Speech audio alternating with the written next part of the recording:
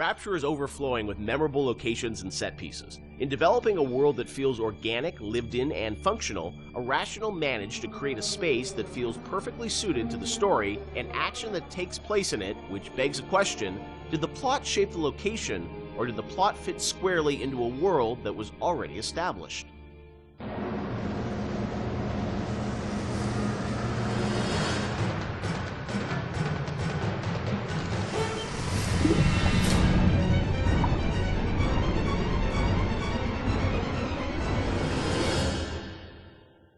Let's talk about some of the areas in Rapture, because it's an amazing place, but also it feels like there's certain areas that are very well designed and that they have, you know, a very certain aesthetic, and the characters in there, it all kind of comes together.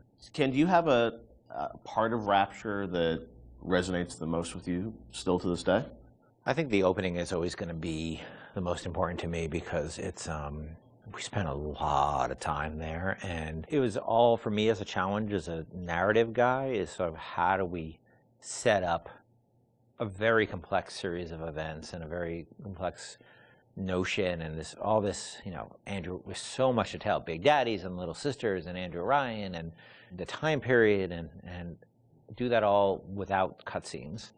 And especially, I think, the descent to Rapture when you're in that, when you go in the bathysphere, you know, getting that right, getting everything right down to the, you know, the bathysphere, cresting the hill and seeing the city for the first time. Remember how much we worked on the timing of that, just getting that. And it took us forever to figure out that we should just put the slide projector covering the window. Like, again, in hindsight, it seems like such an obvious choice, but we were really trying to figure out, like, how are we going to tell this story of Ryan and then reveal so you can see the, you know, the city beyond the hill. And also we didn't have to show the whole transition going down to the bottom of the ocean because the whole screen was covered. Spoiler alert. I think that's the part that will always be near and dear to my heart.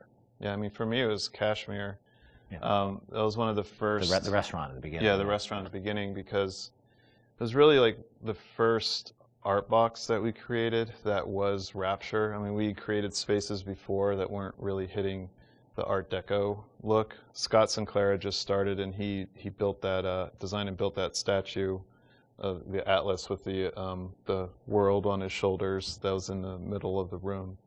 And Mauricio had done some concept art for us of that space. And once we started putting everything together and getting it into Engine and actually walking around it and seeing those giant windows off to the side that just showed the seascape and really drove home the fact that you were underwater.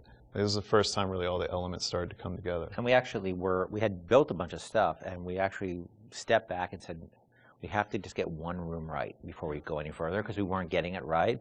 And so Mauricio did that concept drawing. Yep. We worked really hard on that statue, and that statue, I think, was the first object we really built in the game that was a BioShock. So we just stayed in that room for like a month until we got it right. And I think the original concept actually had a tram running through it, so it was like even more complicated, and that was one of those things where we had to keep pulling back to really focus on what the bare essence of that room was. Were there parts of Rapture that you never were able to realize that you sort of still missed? The zoo. People talk about Frolic, right? That I was excited about. Not everybody was excited about the zoo, but I don't know why I was excited about the zoo, because it would have been a nightmare. We had another area that was prior to Arcadia that was more of a straight up agriculture, forest type of area. Before we had the bathyspheres, we had a whole sort of subway transport system in Rapture, which we spent a lot of time thinking about, and then just realized that these little submersibles would be a much more realistic and much better solution. You were going to be able to move between locations in that subway system? Yeah, much like the bathyspheres, but they were much more integrated throughout the space, and we really want to support them. And we just realized it was not really relevant to what we were doing. Were there certain locations or areas where you knew a certain narrative point, you know, needed to happen? Like you look at, you know, the reveal of sort of Atlas's true motivations. Like, was that like, oh, we've got to do it this level because it fits the story? Or was it more that you sort of like, you had the game laid out in a certain order and you just layered the story on top of it? I think the big one I can think of is that you encounter Ryan in his sort of like, that he would live in an area of industry. Okay. You know, so he lives in this very industrial area because that's where he would feel most comfortable. And that we wanted his office, his lair, to sort of be not in some, you know, residential zone, but Right. where he wants to wake up and smell the grease fires and and the machines and the smoke. That's in his lifeblood. Industry is his lifeblood. But it also had to be very theatrical. Like if you look at it Right. now, it doesn't look like an office. You kind of know it's an office because the story is telling you that. Set, yeah. And we had some old technology that was laying around in the game that would control environment settings. So old system that we had would let you do high pressure, low pressure, medium pressure, and those would affect lighting and other like post-process things in the world. And that was a system that was cut, but because the code was in, we were always trying to figure out ways to use it. And one of the ways that we used it was in the Andrew Ryan sequence, because we didn't have a lot of narrative storytelling tools. We were basically switching the atmosphere to get all the lighting changes. So whenever a light changes in that scene, we're telling the game that the atmosphere is changing. So, and then the preset atmospheres come in and shine the spotlights on them or bring up the house lights when we need them to. Because very, very early on, you could change the pressure in the areas, and that would change how explosions worked and all this stuff like that. And we just couldn't figure out how to make it gettable for the player. We couldn't make it feedback, but we still had all those. That moved a lot of levers in the game, so we still had the system. So we used it for the sort of theatrical cues of the, very theatrical cues of Ryan appearing, the lights going down where you are, and the lights coming up where he is, because the engine didn't have those tools by default. The assassin has overcome my final defense, and now he's come to murder me. In the end, what separates a man from a slave? Money? Power? No. A man chooses. A slave obeys.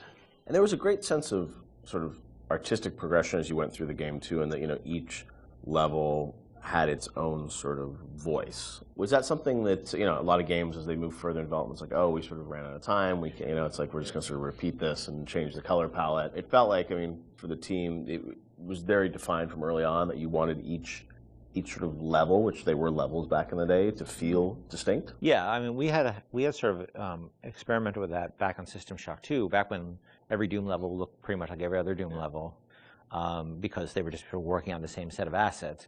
We decided with our very rudimentary tools in System Shock 2 that we would progress with color, and every deck would feel different from a color standpoint, even though most of that was lighting, or textures, nothing really more.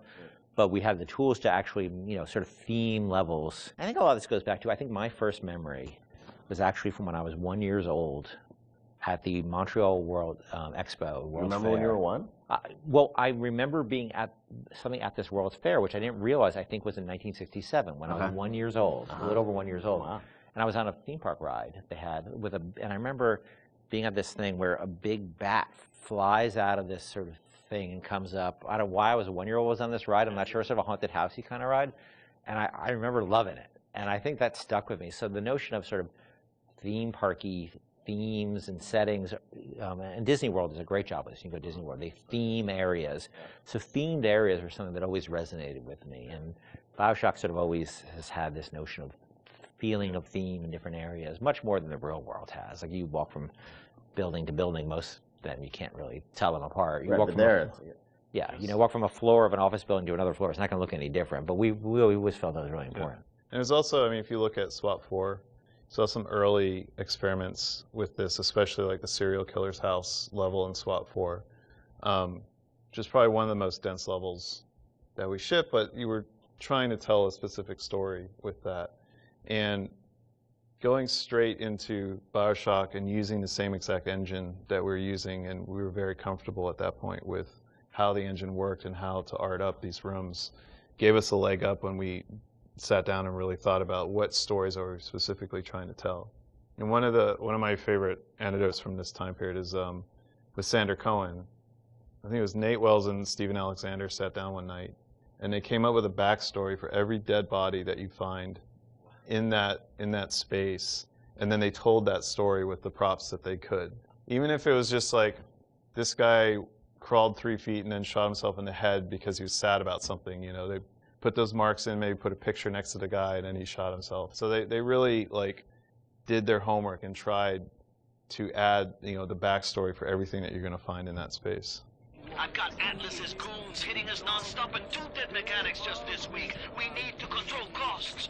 If I wanted to deal with amateurs, I would have stayed on dry land.